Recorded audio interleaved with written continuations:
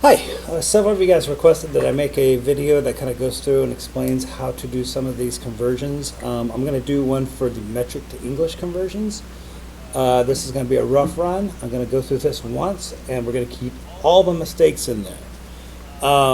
First thing you need is the metric conversion sheet that looks like this. This is from your planner. See, mistakes, going to keep those in. And this has all the metric conversions you need to know. They're a little bit more difficult than doing a metric system, but not much. And once you figure out the pattern, it works just fine. Let's take, for example, let's say something was 290 pounds, LBS. LBS stands for pounds, all right? And I want to know how many kilograms are in a pound. So I'm going to look on my sheet here, right here, and I'm going to find mass and weight, and we have kilograms to pounds. So 1 kilogram is 2.2 pounds.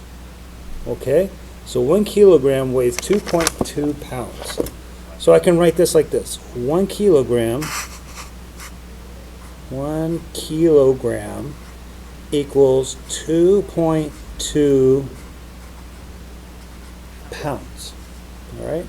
Now, once I have this conversion ratio, I can write this simply one of two ways. I can say 1 kilogram is 2.2 pounds, or I can say 2.2 pounds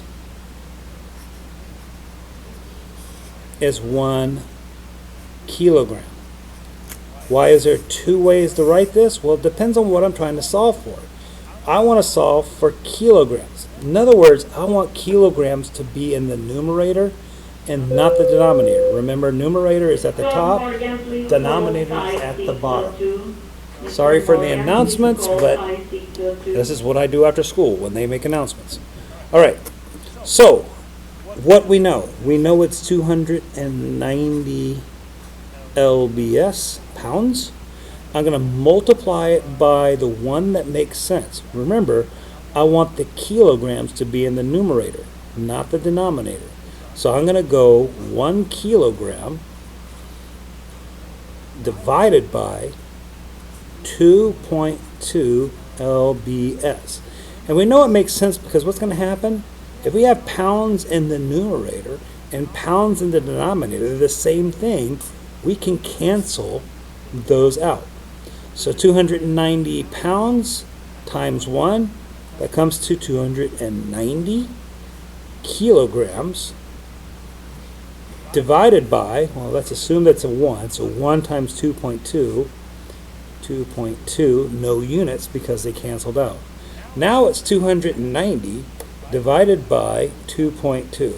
This time, typically we use my calculator on the computer, but this time I'm going to use my calculator. That's a calculator. So, 290 divided by 2.2 equals 131.8 kilograms. And that's it. That's all you have to do to solve. And it doesn't matter what it is. We could be solving for miles. When we look on here and see that, let's see, where's the miles? There's some length. 1 mile is equal to 1.61 kilometers. So if I wanted to say, 20 miles, how many kilometers is that? Well, I would multiply by the ratio. 1 mile is equal to 1.61 kilometers.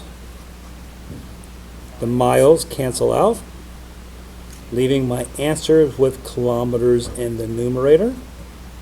Okay, so 20 times 1.61 divided by 1, so that's just going to be what it is. So 20 times 1.61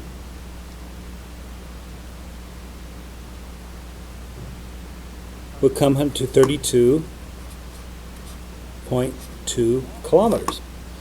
We could do that from anything. We can do that from quarts to liters. We can do that from gallons to liters. We can do it from grams to ounces, kilograms to pounds, newtons to pounds of force, centimeters to inches. All of those, it's all the same way. You just put what you know times the conversion ratio. And it's important that your answer has what you're looking for in the numerator. That's it. That's all there is to converting metric to English, or English to metric, or English to English. Or if you could do it from metric to metric, but there's easier ways to do metric to metric, as I've shown you guys in class. So I hope that was helpful. I will put this on YouTube, and hopefully you'll be able to see it through the school. Love you guys. Have a good day.